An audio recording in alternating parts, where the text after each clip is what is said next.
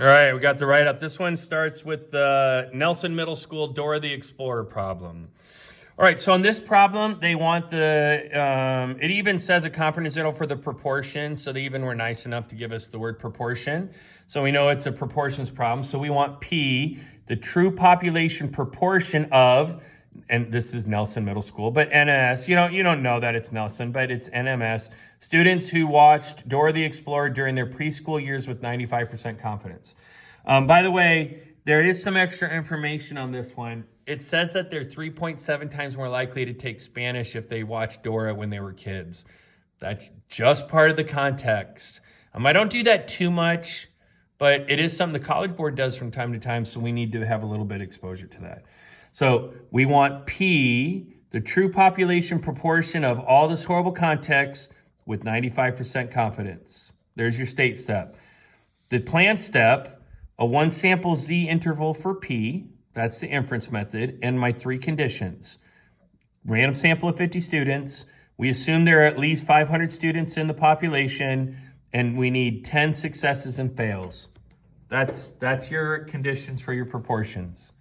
And there it is. And you might have to pause this and copy, but you can pause. I'm trying to make these videos as short as possible, especially if you go back and listen to it. All right, now for the calculator. So here's all the stuff, and that's great and all, but for the calculator, we're going to do stat test, and since it's a proportions problem, it's letter A, one prop Z int, one proportion Z interval. We want that one, and it was 19 out of 50, and they wanted a 95% confidence level. So I hit enter, and there's my answer, including, remember, I'm going to use this 0.38 and 50, 0.38, 0.38, it's hundreds partner and 50 inside of the formula. And then to get Z star, that's inverse norm split the difference.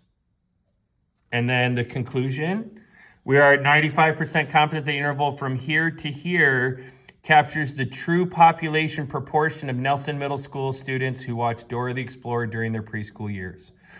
The number is, that's it. So then the follow-up, the number of students who signed up for Spanish at Nelson Middle School was so low that the counselors made the statement that less than half of the students watched Dora the Explorer. So then the question is we need to take our interval, which was the percentage of kids who watched it, and then say, do we have evidence to support that? And they're making the claim that it was less than half.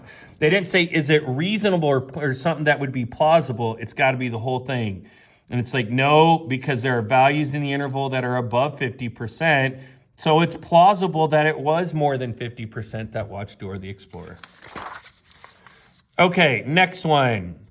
This is about the years of experience at FISD teachers. And then they give us X bar and S sub X. That means it's a mu problem. And this is a stats problem. So we want mu, the true population mean years of experience of FISD teachers with 99% confidence. One sample T interval for mu. Random sample of 83 teachers. We assume there are at least 830 teachers at FISD. Not a hard or a big leap of faith. In 83, the sample size was bigger than 30. Gosh, we like that compared to the box plot thing. And then we'll get all of this here in a minute. Actually, let's just get to that right now. So this one, it's going to be stat test 8. Stat test 8. And this one is a data, no, it's not. I'm all over the place here. So then X bar is 13.7. S sub X is 7.824. And the sample size is 83. I don't do -1 here. Just put in the sample size as it is. And then I want a 99% confidence interval. No splitting the difference there. And there it is. 11.435, 15.965, 13.7. 13.7, I use that right here. And then I've got to come back to get this one. And then 83 was the sample size and 7.824. They prompt us for what's in the formula right next to it. And then again, this is, since this is a means problem, this is inverse T split the difference. So 0.995 degrees of freedom was 82. And there's how we get, ooh, That is not the number that I have on here. What happens if I don't split the difference?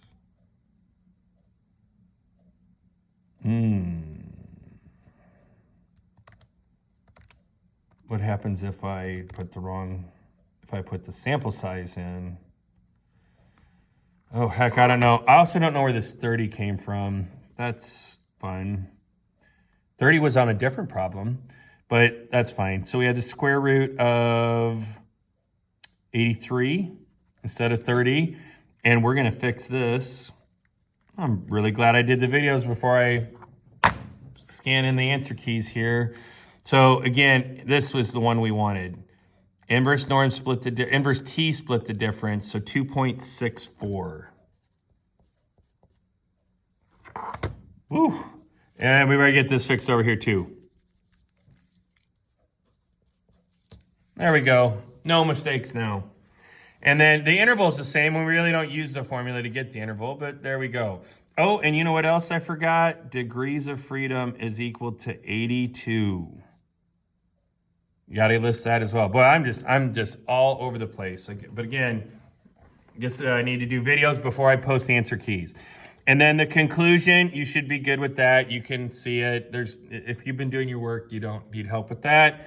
In 2018, the Texas audited the district financials, and part of that audit found that in 2018, the average years was 15.9. So some big organization came through it and did an audit and found the for reals number by sifting through all the data, and it was 15.9 back in 2018.